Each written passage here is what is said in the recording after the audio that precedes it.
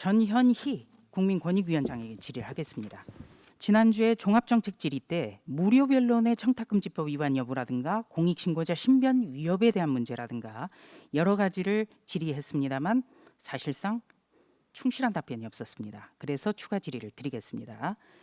자, 저기 지금 그 9월 1일 날 답변을 다 모아놨고요. 먼저 이낙연 전 후보 측의 PPT 한번 준비해 줘 보시죠.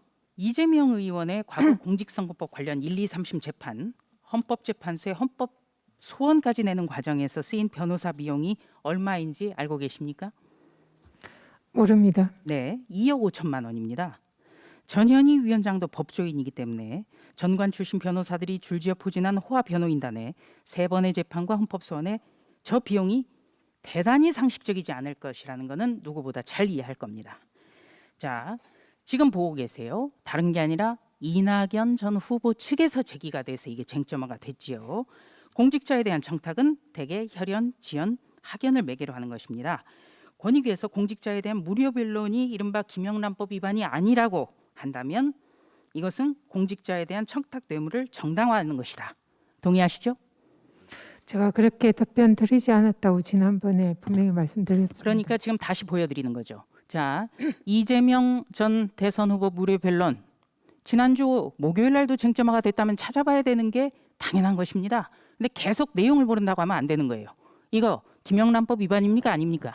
제가 내용을 모른다고 하는 것은 저기에 대한 구체적 사실관계를 직접 저희들이 조사를 하지 않았기 때문에 네, 내용을 김영란법 모른다 위반 그런 여부를 취지입니다. 재단하면서 공직자의 청렴 의무를 북돋아 주는 것이 바로 권익인데 이 부분에 대해서 아직까지 답변을 못한다. 이것 자체가 자질이 의심스럽다는 것입니다. 그는 너무 자, 법사위의 이런 검찰총장 선입관인 인사청문회 것 하다 같습니다. 잠시 건너왔습니다. 더불어민주당 한 의원이 3건의 중대 형사사건의 피고인 된 이후에 법사위에 지원을 해서 지금 오늘도 앉아 있고요. 또 본인이 재판받고 있는 사건에 대해서 지위를 이용해서 영향력을 행사하고 있습니다. 검찰 비난하고 법원 무시하고 있고요. 권익위의 이해충돌 여부 검토에 대해서 자료 제출 요구를 일주일 내내 독촉을 했습니다만 지난 토요일 밤에 짧게 왔어요. 그런데 답변 내용이 기가 막힙니다. 국회법에 마련한 절차에 따른 경우에 신고 회피 의무를 다한 것으로 본다. 이렇게 답변이 왔어요. 이거 그렇다면은 중대 사건 피고인 된 이후에 법사위 와서 이렇게 법원과 검찰을 향해서 질의하고 무시하고 해도 되는 것이죠? 일단 그 질의는 아마 실무자가 정결에 의해서 국회에 송부를 한 걸로 알고 그러니까 있는데요. 문제가 법과 없다는 원칙대로 말씀이죠? 답변을 한 걸로 생각을 문제가 합니다. 없습니까?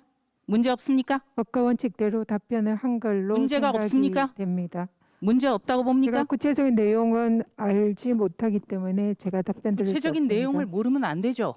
이해 충돌 여부 판단하는 저에게 기관도 보고가 권익이기 되지 않은 때문입니다. 사안입니다. 그렇다면 더더욱이 권익위원장 앉아 있을 필요가 없지요. 그럼 마음대로 자, 그렇게 단정할 수 권익위가 있는 일은 올바른 아니다 판단과 생각합니다. 검토 의견을 내 상식에 맞는 선례를 세워야 함에도 불구하고 답변을 계속 회피하고 있습니다. 자, 또 다른 PPT 하나 좀 준비해 주시죠. 이 다른 위원장이 의원도 모든 라임 사안을 다 사건에 연루된 보고받고 챙기는 이후에 것은 아니다라는 이후에 법사위에 말씀드립니다. 왔고 자료 제출 요구를 통해 확인한 것은 역시 라임 사건의 수사 대상이라는 것입니다. 이것 역시 이해 충돌에 해당되지요? 내용을 어떻습니까? 보고받지 못했습니다. 예, 내용 보고받은 것, 내용 안다는 것도 없습니다. 그렇다면은 더더욱이 이해 충돌이라든지 또 김영란법 저촉 여부라든지 이런 데 대해서 말씀이 없으시면은 자격이 없는 겁니다.